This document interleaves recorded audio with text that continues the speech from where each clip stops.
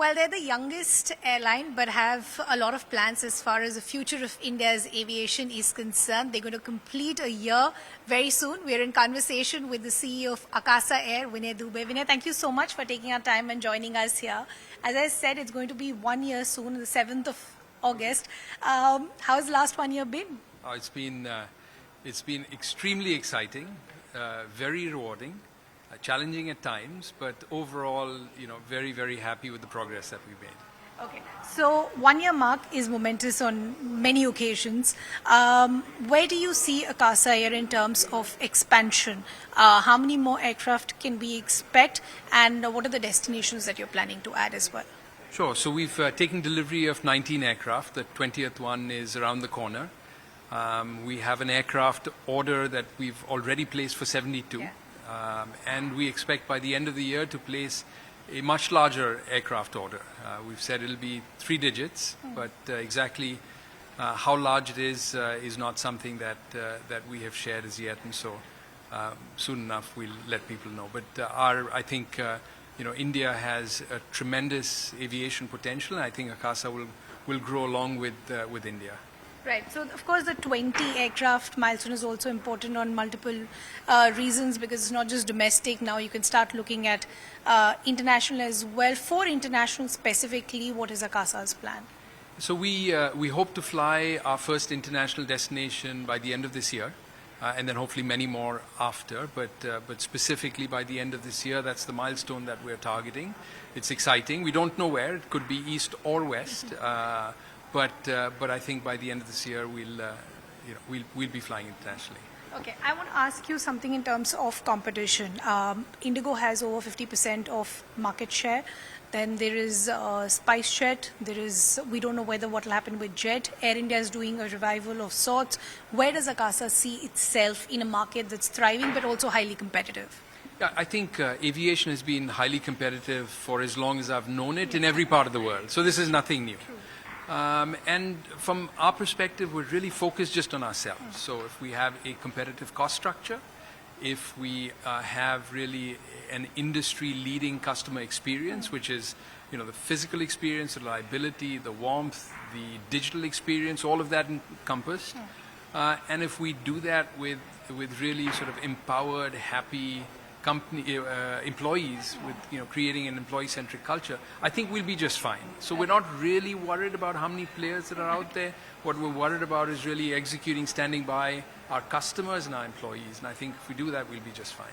That's good to hear. Vinay, Akasa has done a lot of things which has made it already have its mark in terms of certain departures, whether what it's offering for consumers, what it's done with employees. And we'll talk about that in just a bit. But just in terms of a gender representation, while we do keep talking about women force as far as the aviation space is concerned, do you think enough has been done? And as an airline, are you making a conscious effort to try and bridge that gap?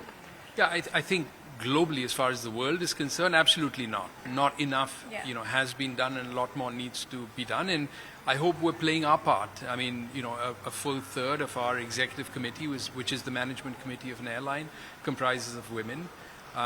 We have 37% women overall in our workforce, which again is not enough.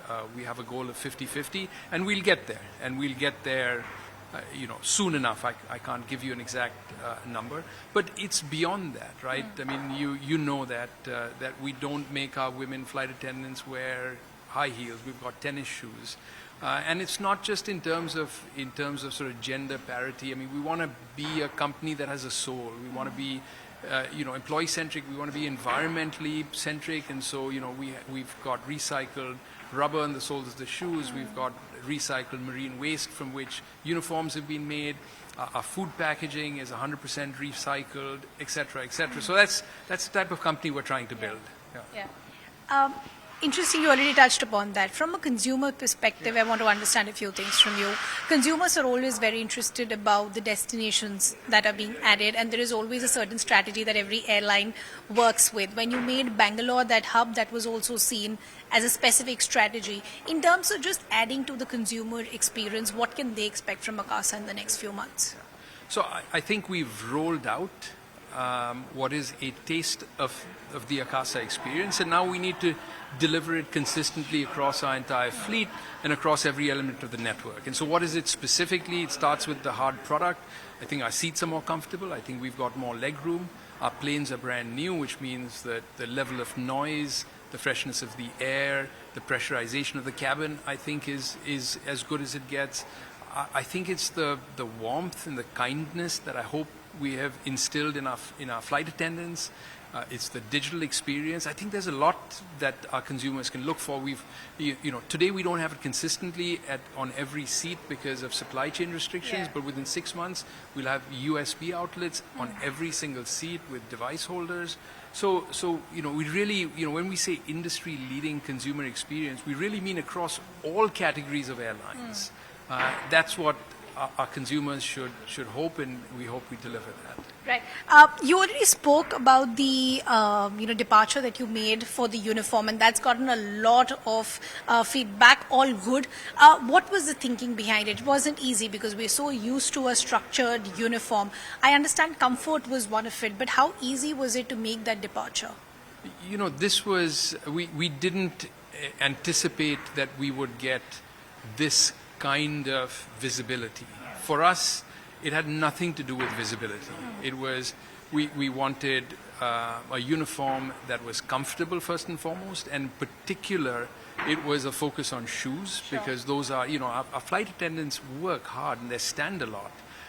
And so that was one. And the second thing was it had to be gender neutral. And the third was we wanted to use sort of recycled material to the extent that we could.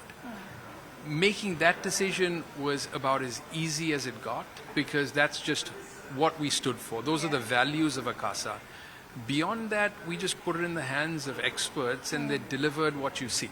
So it wasn't that difficult, as long as you put a stake in the ground in terms of what values you're going to stand for. Everything else follows. The other interesting policy which got a lot of interest on social media was the pet policy. Now, till now, we'd only seen Air India have something so accessible to consumers. What was the thinking with that? Because I did see a lot of pet parents very excited about that. So how were you so sure of bringing it in such an initial phase of your launch itself?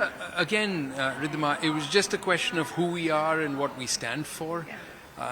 Some of this, it just comes from our personal experiences. It's not just me, although my wife and family are crazy about pets.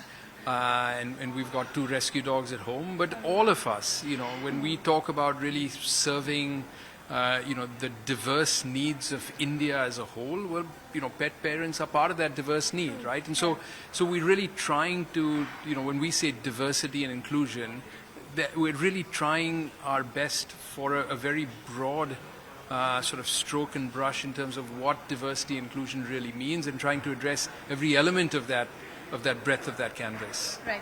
Vinay, lastly, Rakesh Jhunjhunwala's loss, of course, was not just a loss for Akasa, but a loss for the industry at large. What were the kind of messages of him that you still want to continue with the functioning of Akasa? What do you think is going to be something which is going to be carrying forward the legacy of Rakesh Jhunjhunwala? I think, honestly, just creating something that is enduring, creating something that his grandchildren can fly on, something that lasts for 50, 70 years, but in a manner where consumers are happy, and because, he really believed in good customer service, but also in a manner that employees are happy. And this is the part that people may not know about him, but he was very focused on, employees' mental health and mental well-being.